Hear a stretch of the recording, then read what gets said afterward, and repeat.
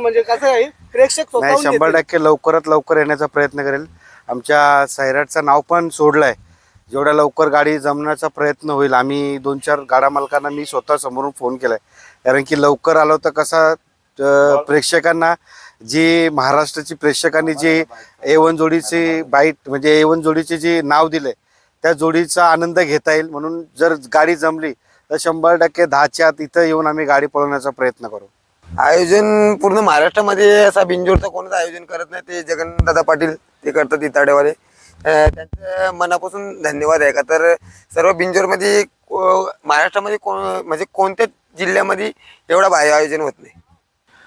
आणि इताडा गावचा मैदान म्हटला की हल्ली हा ऐतिहासिक मैदान म्हटला जातो.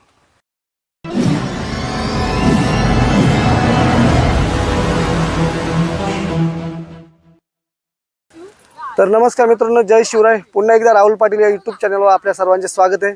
मित्रांनो, आपण वर्षभर ज्या बिनजोड मैदानाची वाट बघत असतो तो आपला इताड्याचं मैदान उद्याच म्हणजे 4/3/2026 रोजी आहे.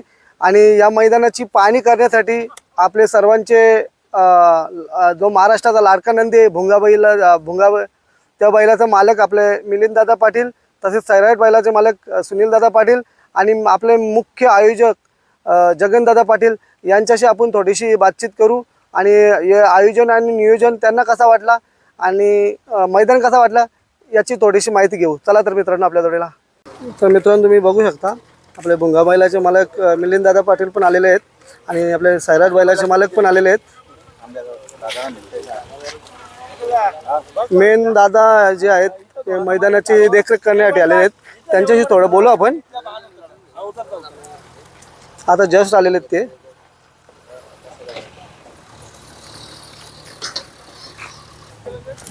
तर दादा चालेत आता मैदानाची देखरेख करायला. मिलिंददादा पाटील, केशवदादा आणि आपले सैराट बैलाचे मालक सुनील शेट ते पण पाटील आहेत ना. हां, आणि जितेन शेट येंदुटणेकर. दादा, आपण आलात, तुम्ही मैदान बघितलं. दादा, मैदान कसा वाटला? सुंदर मैदान आहे. असा मला असं वाटत नाही का पूर्ण महाराष्ट्रात कुठं मैदान असेल बिनजोडचा. अतिशय सुंदर आणि खरंच आयोजकांचं मी मनापासून अभिनंदन करेल. जगन शेट्ट आणि त्यांची संपूर्ण टीम, आमचे केशवदादा असतील आणि इथले ग्रामस्थ असतील. कारण की जी मेहनत ह्या मैदानाला केले तर मला असं वाटत नाही का या मैदानाला काय 10-15 दिवस, कम से कम 1 ते 1.5 महिन्यापासून ह्या मेहनतीचा रंग आहे. आणि तो रंग आम्हाला बैलगाडा मालकांना दिसतोय. कारण की प्रेक्षकांना बसण्याची जागा, बैलांना पळण्याची जागा, म्हणजे अतिशय सुंदर मैदानाचं आयोजन केलं. आणि दादा, तुम्ही मी स्वतःहून विचारतो, तुम्ही किती वाजता याल इथं आधी ते सांगा. म्हणजे कसं आहे प्रेक्षक नाही, 100% लवकरात लवकर येण्याचा प्रयत्न करेल. आमच्या सैराटचं नाव पण सोडलंय. जेवढ्या लवकर गाडी जमण्याचा प्रयत्न होईल. आम्ही 2-4 गाडा मालकांना मी स्वतः समोरून फोन केलाय, कारण की लवकर आलो तर कसा प्रेक्षकांना जी महाराष्ट्राची प्रेक्षकांनी जी A1 जोडीची बाईट म्हणजे A1 जोडीचे जे नाव दिले त्या जोडीचा आनंद घेता येईल. म्हणून जर गाडी जमली तर 100% 10च्या आत इथं येऊन आम्ही गाडी पळवण्याचा प्रयत्न करू. आणि दादा, आपलं जे बक्षीस आहेत त्यांच्याबद्दल काय सांगाल दादा? सुंदर बक्षीस आहेत बघा. शेवटी बक्षीस ठेवणं पण आणि या सगळ्या अरेंजमेंट करणं पण जिगरचा खेळ असतो. जगन शेठ आणि संपूर्ण त्यांची टीम आणि आपले महाराष्ट्राचे केंद्रीय मंत्री त्यांच्या वाढदिवसानिमित्त कपिल पाटील यांच्या वाढदिवसानिमित्त जो मैदान आयोजित केला आहे. गेल्या वर्षी पण या मैदानाचं आयोजन चांगला सुंदर होता, त्याच्या पहिला पण आयोजन सुंदर होता. पण ह्या वर्षी आम्ही स्वतःच बघायला आलो. कारण की म्हणजे प्रत्येक ह्या मैदानाला तर मला असं वाटत नाही कुठली नाव ठेवू शकतो. कारण की गाडी थांबण्यापासून गाडी सुटण्यापर्यंत, प्रेक्षकांपासून बसण्यापासून, टोटली बॅरिगेटपासून सगळ्या गोष्टींची अरेंजमेंट केले. जर बाईट जर कोणाला काय त्याची जी अडचण असेल तर त्यांनी केशवनानाशी संपर्क साधून सांगा. म्हणजे पुढे थांबण्याची कुठल्या व्हिडिओमध्ये काय अडचण वाटत असेल तर केशवनाना आहेत, सगळ्यांशी संपर्कात आहेत, सगळ्यांशी गोष्टी विचारून होतात. जर कुठल्या गाडा मालकाचा अडचण होत असेल तर 100% केशवनाने संपर्क करा. परत त्याच्यानंतर इथे थांबण्यासाठी पण, बैल आपले बांधण्यासाठी पण सुंदर अशी जागा आहे. आम्ही ती जागाच बघत होतो. सगळीकडे झाडं आहेत, म्हणजे अखंड पूर्ण चारी बाजून जागा चांगली आहे. म्हणजे कुठेच असे नाव ठेवण्यासारखं कुठली जागा नाही. आणि दादा जे येणारे प्रेक्षक आहेत त्यांच्यासाठी तुम्ही काय सांगाल दादा? काय नाही, इथे प्रेक्षकांना आपण आव्हान करायची काही गरज नाही, कारण की या मैदानामध्ये पूर्ण वर्षभर वाट बघतात आणि 100% उद्या मैदानामध्ये उभा राहायला पण जागा नसेल असं मला वाटतं, कारण की गेल्या टायमाला मी स्वतः मैदानामध्ये होतो. सुंदर असं प्रेक्षकांनी भरलेला हा मैदान होता. धन्यवाद दादा. तर आता थोडीशी माहिती आपण दादांकडून घेऊ. जे आपल्या सैराट बैलाचे मालक जे आहेत सुनील दादा, त्यांच्याकडून. दादा, मैदान कसा वाटला तुम्हाला?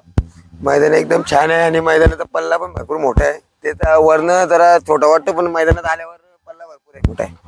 आणि दादा, या आयोजकाबद्दल, आयोजन जो केले त्यांच्याबद्दल काय बोला? आयोजन पूर्ण महाराष्ट्रामध्ये असा बिनजोडचं कोणच आयोजन करत नाही, ते जगनदादा पाटील ते करतात इताडेवाले. त्यांचं मनापासून धन्यवाद आहे. का तर सर्व बिनजोडमध्ये महाराष्ट्रामध्ये म्हणजे कोणत्याच जिल्ह्यामध्ये एवढा भारी आयोजन होत नाही. आपले मेन आयोजक जगनदादा पाटील यांचं आगमन झालेलं बघा. आपल्या बैलगाड्या क्षेत्रामधलं की इंटरनॅशनल हा स्टेडियम तयार झालाय. आपले जगन शेठ आहेत. जगन शेठ स्वतः बैलगाडा शौकीन आहेत, मालक आहेत आणि ते प्रत्येक मैदानामध्ये असे वेळ भेटला तरी येतात. म्हणून सगळ्यांचा विचार करून हा एक इंटरनॅशनल बैलगाडीचा बिनजोडचा इंटरनॅशनल स्टेडियम त्यांनी बनवलाय. त्याच्यामुळे काय अडचण नाही. सर्व बैलगाडा मालक कुठलंच याच्यावरती बोट ठेवतील आणि या मैदानाला कुठलं नाव ठेवतील अशी कुठलीच गोष्ट मला वाटत नाही. नमस्कार दादा. नमस्कार. तर मित्रांनो, बघू शकता आपल्यासोबत आहेत आपले पाटील, हे मुख्य आयोजक आहेत. आणि दादा, एवढं मोठं तुम्ही आयोजन ठेवले, एवढं मोठं पारितोषिक ठेवले, काय बोलाल त्याच्याबद्दल? आपले भिवंडी लोकसभेचे माजी खासदार तथा माजी केंद्रीय मंत्री कपिल पाटील साहेब यांच्या वाढदिवसानिमित्ताने दरवर्षीप्रमाणे यंदाही याही वर्षी बिंजोर बैलगाडा शर्यतीचा कार्यक्रम आयोजित केला आहे. आणि येत्या 4 मार्चला हा बैलगाडा शर्यतीचा मोठा महासंग्राम होणार आहे. त्या महासंग्रामाची पाहणी करण्यासाठी भुंगा बैलाचे मालक मिलिंद शेठ या सैराट बैलाचे मालक सुनील शेठ या मैदानाची पाहणी करण्यासाठी आज उपस्थित झाले आहेत. तरी मी त्यांना धन्यवाद देतो. आणि इताड्या गावचा मैदान म्हटला की हल्ली हा ऐतिहासिक मैदान म्हटला जातो असं मी नाही म्हणत. प्रत्येकजण मी ज्या म्हणजे मला मुलं माझी दाखवत असतात की जिथे शर्यती होत असतात तिथे कॉमेंटेटर त्या मैदानाची स्तुती करत असतात. मिलिंद शेठसुद्धा असतील, त्यांनाही सुद्धा माहिती ते बऱ्याच ठिकाणी शर्यतीला जातात. असा मैदान ना भूतो ना भविष्य म्हणजे झाला आतापर्यंत तरी झाला, याच्या पुढे कोणी करू शकतं अशी मी असं नाही सांगू कोणी करणार नाही. पण मला तरी वाटतं या एक छोट्याशा गावामध्ये हा मैदान होणं म्हणजे आमच्यासाठी मोठी भाग्याची गोष्ट आहे. इताड्या गावाच्यासाठी हा मोठा ऐतिहासिक सण आहे. आणि या कार्यक्रमाची पूर्ण रूपरेषा आमचे केशव दलवी असतील, माझ्या गावची पूर्ण टीम असेल, हे सर्व मुलं डे नाईट कामं करत असतात तिथं. आणि उद्या येत्या 4 मार्चला उद्या महासंग्राम होणार आहे. त्या कार्यक्रमासाठी सर्वांनी उपस्थिती राहावे. धन्यवाद. आणि दादा, मेन सकाळी मैदान किती वाजता चालू होईल मेन दादा? आणि मेन म्हणजे आपला जो पहिला जो नारळ फुटेल तो किती वाजता फुटेल? म्हणजे उद्या सकाळी ठीक 9 वाजता मैदान आपला चालू होईल. मागच्या वर्षी ही सुद्धा कंप्लीट 9 वाजता पहिली शर्यत झाली होती, म्हणतात सापाविरुद्ध किरवली होती ना. तसेच उद्या 9 वाजता माझ्या वाटतं शर्यती भरपूर जमलेल्या आहेत. कारण का 5-50 शर्यतींचा मला फोन आला होता का आमची पहिली शर्यतला. मी म्हटलं माझ्याकडे काहीच नाही, तर केशव दलवी आणि साईनाथ पाटील करतील, ती पण उद्या शर्यत येते. म्हणजे जो पहिला येईल त्याची शर्यत पहिले केलेली जाईल. ओके दादा, एवढं मोठं मैदान आहे, एवढं मोठं पारितोषिक आपण बघतो. प्रत्येकाचा माझ्या कमेंट बॉक्समध्ये एकच प्रश्न विचारला जातोय की कुठेतरी मोठं मैदान असतं तेव्हा आपल्याला लाईव्ह चांगलं भेटत नाहीये. जे लांबची ज्यांना शक्य नाहीये मैदानावर यायला, त्यांच्यासाठी लाईव्ह कुठेतरी क्वालिटी पाहिजे आपल्याला. तर ते नियोजन तुम्ही कसं काय केलंय? आपल्या ते लाईव्हला काय त्यांचं नाव P3 चांगला लागेल. सातारा मला तरी वाटतं अनेक वर्षापासून शर्यती होत असतात, पण लोक अशी फ्री सेवा कोणी ठेवत नाही. आपण फ्री सेवा ठेवलेली आहे. आणि लाईव्हचा प्रकार लाईव्ह म्हटलं ते आपली P3 वाला आहेत. तर मला गावकऱ्यांचं सुद्धा साथ आहे त्यांची. आणि इताडे गावाचं नाव कुठेतरी तुम्ही चर्चेत आणलंय, किंवा तुम्ही राजकीय क्षेत्रात असू दे किंवा बैलगाडा क्षेत्रात, तुमचं नाव हे नेहमी चर्चेतच असतं, त्याच्याबद्दल काय बोलाल? आता काही दिवसापूर्वी माझी भारतीय जनता पार्टीच्या पक्षातून सर्व वरिष्ठांनी दखल घेऊन मला ठाणे जिल्हा युवा मोर्चाचा अध्यक्ष माझ्यावरती पद सोपवलेलं आहे. आणि या इताड्या गावाचं नाव, इथं भिवंडी तालुक्याचं नाव, या ठाणे जिल्ह्याचं नाव या शर्यतीच्या माध्यमातून आपल्या पुऱ्या महाराष्ट्रात होत असतो. तर दादा, माझे खासदार आमचे गुरुवारी आहेत ते, आणि 100% ते उपस्थित राहणार. पूर्ण त्यांची फॅमिली म्हणजे सुमित शेट असेल, बबलू शेट असेल, सिद्धेश शेट असेल आणि स्वतः साहेब या कार्यक्रमात दरवर्षी ते सर्वजण येत असतात. त्यांचा प्रेम आमच्यावरती अतुल आहे असा आम्हाला वाटतो. कारण की आमच्या प्रत्येक कार्यक्रमामध्ये आणि प्रत्येक गोष्टी आम्हाला ते विचारपूस करत असतात, याचा आम्हाला अभिमान आहे. आणि दादा, येणाऱ्या प्रेक्षकांसाठी तुम्ही काय सांगाल? भिवंडी तालुक्यातून नव्हे तर ठाणे जिल्ह्यातून अनेक या शर्यतीच्या उत्सवासाठी मोठ्या उत्सवाने पूर्ण ठाणा असेल, रायगड असेल, पालघर असेल, नाशिक जिल्हा असेल, या अनेक ठिकाणचे लोक म्हणजे जे पाहण्यासाठी येत असतात, त्यांच्यासाठी आम्ही बाईक ही लकी ड्रॉ ठेवलेले आहेत. 12 बाईक आहे, 1 4 व्हीलर आहे, 12 सायकली आहेत, 12 फ्रीज आहेत. तर मित्रांनो, तुम्ही बघू शकता बाहेरून आलेले आहेत जे नंदी आहेत, त्यांच्या आपण मालकाशी बोलू. दादा नमस्कार. नमस्कार. दादा, आधी तर सांगा तुमचं गाव कुठलं आणि तुम्ही कुठून आले? आमचे गाव कराड, सुपणे गाव आमचे, कराड तालुका. आम्ही कराडवरून आलोय खास शर्तीसाठी. आणि दादा, तुम्हाला इथला आयोजन नियोजन आणि ज्यांनी ठेवले आयोजक आपले जगनदादा पाटील यांच्याबद्दल काय बोला?